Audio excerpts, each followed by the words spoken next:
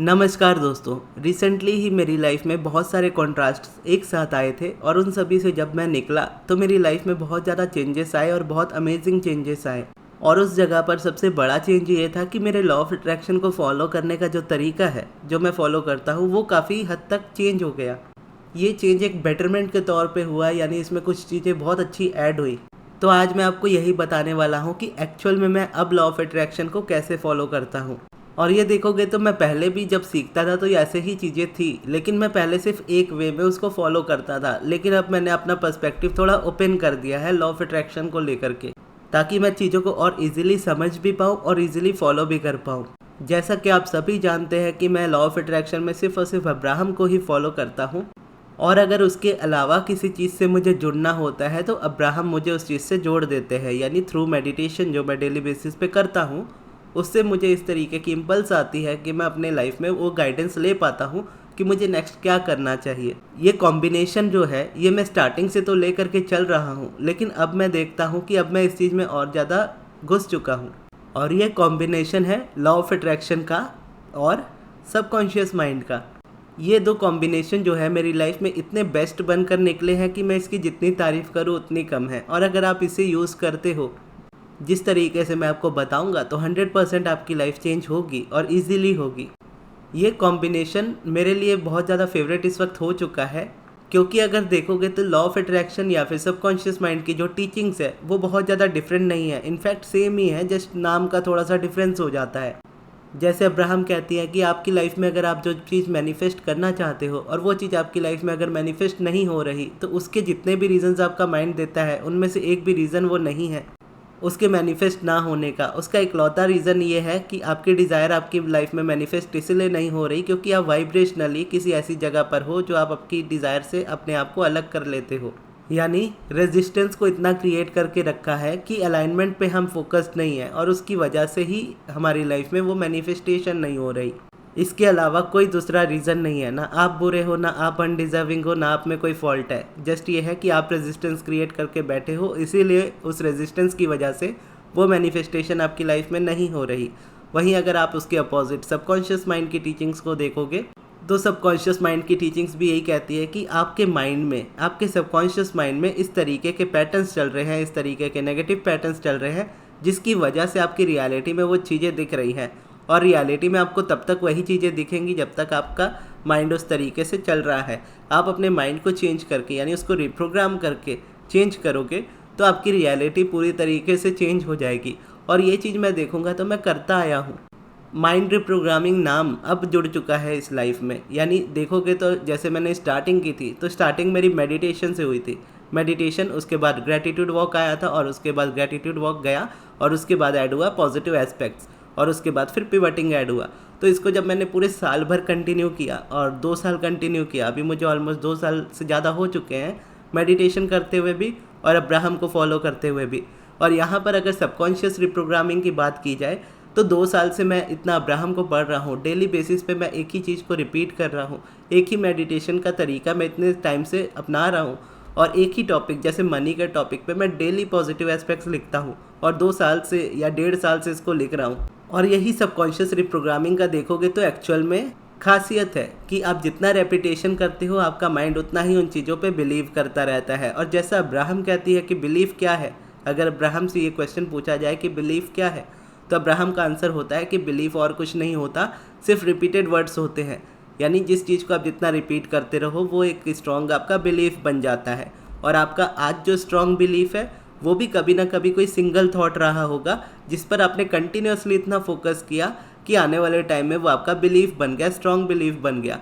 उसी तरीके से आप अगर कोई एक थॉट आज लेते हो और उस थॉट पे फोकस कंटिन्यू करते हो तो उस कंटिन्यू रेपिटेशन की वजह से ये जो न्यू थॉट आप स्टार्ट कर रहे हो ये भी आने वाले टाइम में आपका बिलीफ बन जाता है।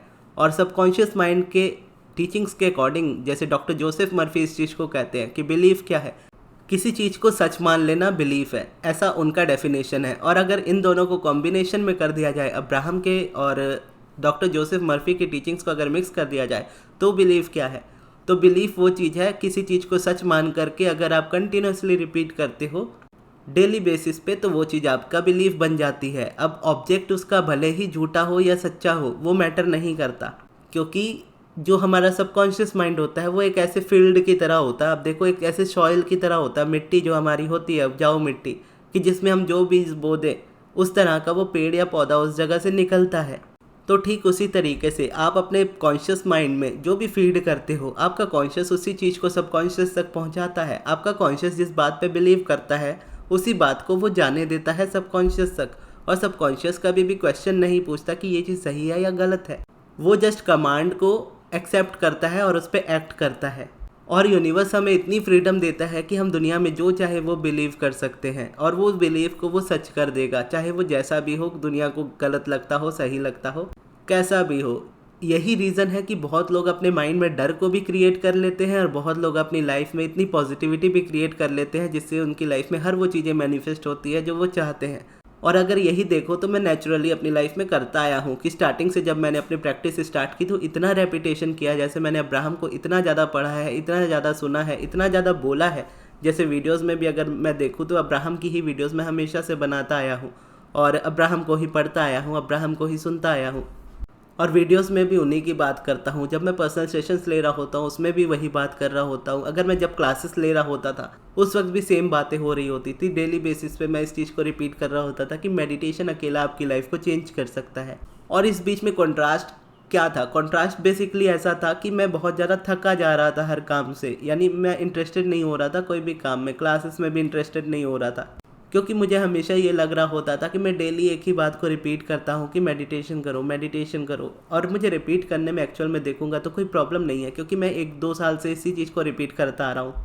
आपने भी देखा होगा कि देने को मेरे पास बहुत कुछ है टीचिंग्स में, लेकिन मैंने कभी अलाइनमेंट और मेडिटेशन से हटकर बात ही नहीं की। और उसका रीज़न ही यही है कि मैं जानता हूँ कि इसका इम्पैक्ट कितना है आपकी लाइफ में, और इसी से आप अपनी लाइफ कितनी ज़्यादा चेंज कर सकते हो। तो रेपिटेशन तो हमेशा ज़रूरी होता है, लेकिन यहाँ पर मैं देखता था कि मैं थक जाता था एक चीज़ को रिपीट कर करके।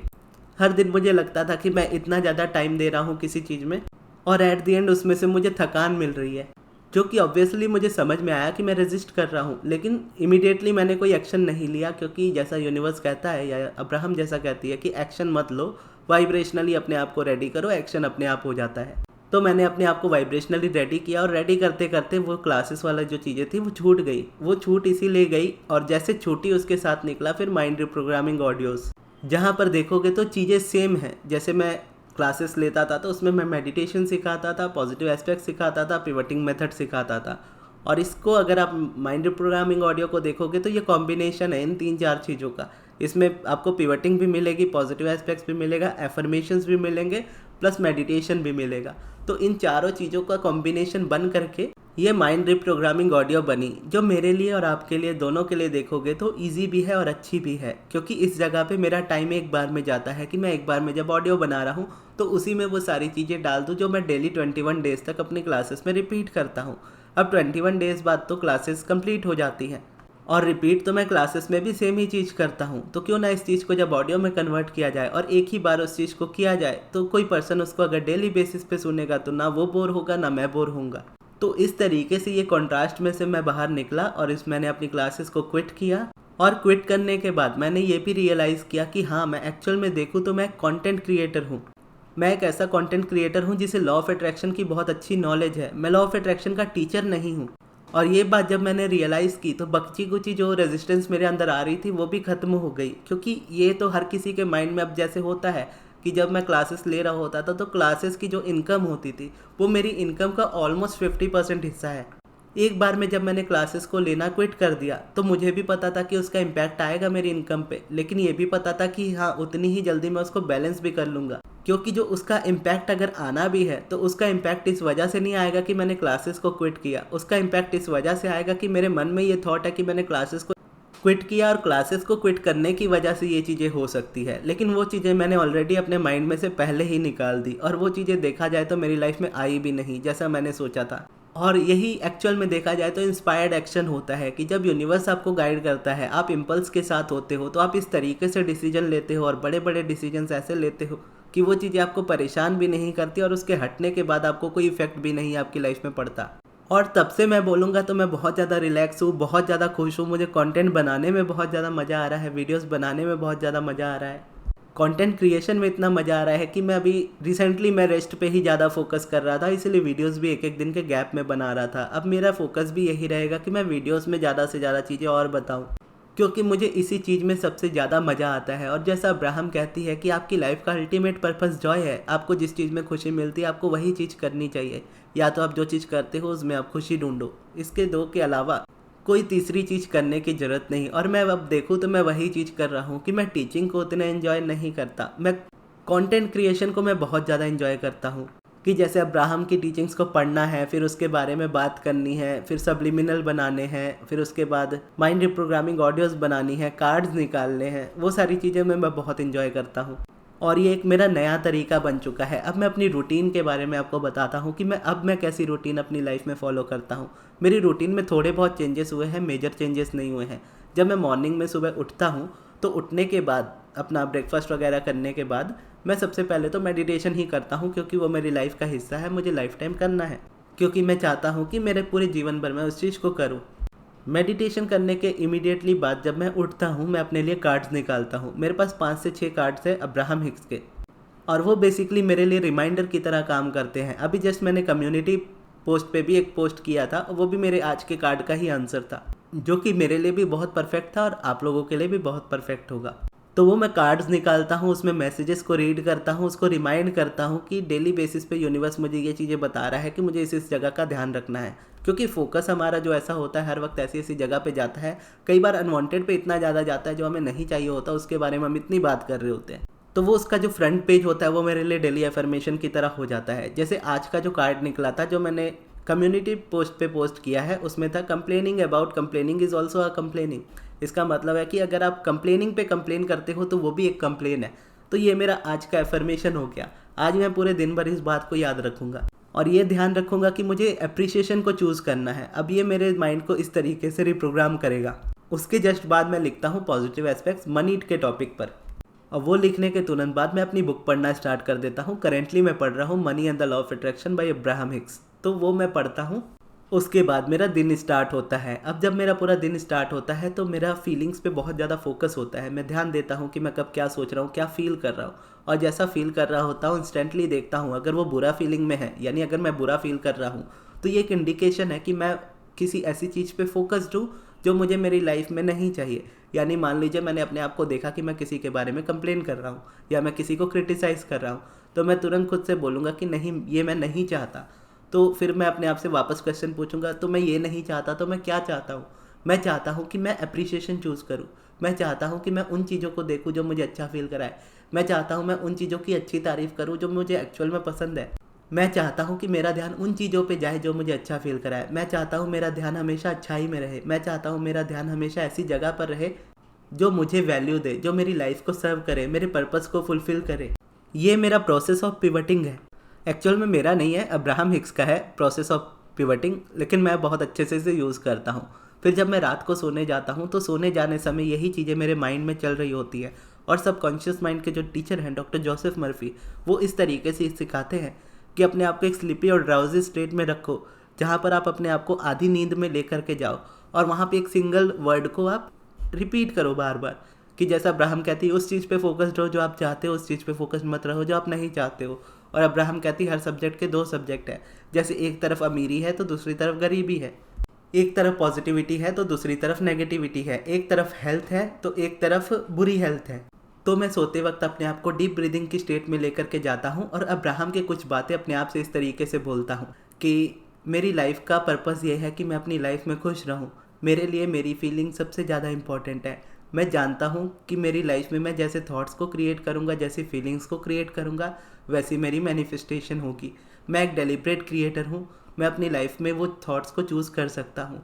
मैं अपने थॉट्स को ठीक उसी तरह से चूज़ करूँगा जिस तरीके से मैं ये चूज़ करता हूँ कि आज मुझे क्या खाना है, आज मुझे क्या पहनना है, आज मुझे कहाँ जाना है। मेरी लाइफ का क्रिएटर मैं खुद हूँ। मेरी लाइफ में मेरे अलावा कोई दूसरा पर्सन क्रिएट नहीं कर सकता। मेरी लाइफ की पूरी जिम्मेदारी मेरी है। मैं अपनी लाइफ की अच्छी बुरी हर चीज़ों की खुद जिम्मेदारी लेता हूँ। एप्रिसिएशन को मैं अपनी हैबिट बनाता हूँ। पॉजिटिव एस्पेक्ट्स को मैं ज़्यादा से ज़्यादा देखना चाहता हूँ। तो इस तरीके से मैं बातें करता हूँ और उसके बाद बोलता हूँ हेल्थ, वेल्थ, रिलेशन, सक्सेस। और ये रिपीट करते हुए health, wealth, relation, success, health, wealth, relation, success. इस तरीके से मैं बार बार रिपीट करता हूँ ताकि मेरा माइंड सिर्फ इस चीज़ पे फोकस्ड रहे कि मुझे यही चाहिए। और वोटेक्स हमारा ऑलरेडी है और वोटेक्स में सारी चीज़ें ऑलरेडी रखी हैं, लेकिन मिलेंगी तब जब हम वाइब्रेशनली अलाइन होंगे। और अलाइन कैसे होंगे? इस तरीके से होंगे। तो ये मैं करता हूँ आज की डेट में, ये मेरी डेली रूटीन है। मेरे माइंड को रिप्रोग्राम करने का मेरा ये एक्चुअल तरीका है, और जो मैं ये करता हूँ खुद से मेरी लाइफ में, वो मैं ऑडियो में कन्वर्ट कर देता हूँ आपके लिए। यानी अपने लिए मैं सेम चीज़ कर रहा हूँ, आपको भी सेम चीज़ इस तरीके से दे रहा हूँ। जहाँ पर मेरे मन में, तो चलो मैं 2 साल से अब्राहम को पढ़ रहा हूँ, तो मेरे मन में उनकी हर बात इमीडिएटली याद आती है। और सिर्फ उनको पढ़ नहीं रहा हूँ, उनको उनके बारे में बात भी कर रहा हूँ। तो 2 साल से डेली बेसिस पे उनके बारे में बात करना, तो मेरे माइंड में वो चीज़ें छपी हुई हैं एकदम, मुझे ढूंढनी नहीं पड़ती, एकदम छपी हुई है। तो मेरा तरीका ये हो जाता है कि मैं इजीली जब चाहे, जितना चाहे उतना रेपिटेशन अपने माइंड को दे सकता हूँ।